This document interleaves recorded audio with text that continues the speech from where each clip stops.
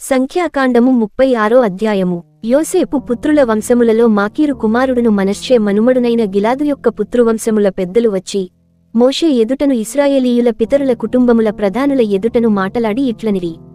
ఆ దేశమును వంతు చీట్ల చొప్పున ఇశ్రాయేలీయులకు స్వాస్థ్యముగా ఇయ్యవలెనని యెహోవా మా ఏలినవాని కాజ్ఞాపించెను.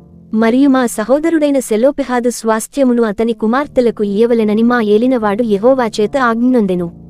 అయితే వారు ఇశ్రాయేలీయులలో వేరు గోత్రముల వారి నెవరినైనను పెండ్లి చేసుకొనిన ఎడల వారి స్వాస్థ్యము మా పితరుల స్వాస్థ్యము నుండి తీయబడి వారు కలిసికొనిన వారి గోత్ర స్వాస్థ్యముతో కలుపబడి మాకు వంతు చీట్ల చొప్పున కలిగిన స్వాస్థ్యము నుండి విడిపోవును.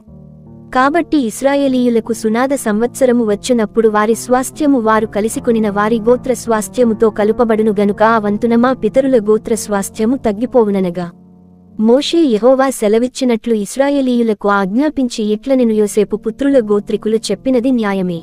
యెహోవా సెలోపెహాదు కుమార్తెలను గూర్చి సెలవిచ్చిన మాట ఏదనగా వారు తమకు ఇష్టులైన వారిని పెండ్లి చేసుకొనవచ్చును గాని వారు తమ తండ్రి గోత్రవంశములోనే పెండ్లి చేసుకొనవలెను.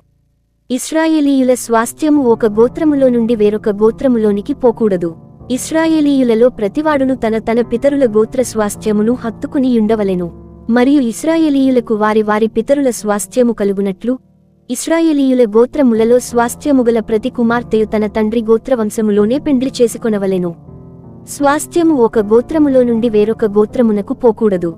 ఇశ్రాయేలీయుల గోత్రములు వారి వారి స్వాస్థ్యములో నిలిచియుండవలెను. యెహోవా మోషేకు ఆజ్ఞాపించినట్లు సెలోపెహాదు కుమార్తెలు చేసిరి. సెలోపెహాదు కుమార్తెలైన Mahlah, Tirzah, Hoglah, Milcah, Noah తమ తండ్రి సహోదరుని కుమారులను పెండ్లి చేసుకొనిరి. వారు యోసేపు కుమారులైన మనష్షీయులను పెండ్లి చేసుకొనిరి గనుక వారి స్వాస్థ్యము వారి తండ్రి గోత్రవంశములోనే నిలిచెను. యెరికో యొద్ద యొర్దానుకు సమీపమైన మోయాబు మైదానములలో యెహోవా మోషే చేత ఇశ్రాయేలీయులకు ఆజ్ఞాపించిన విధులను ఆజ్ఞలను ఇవే.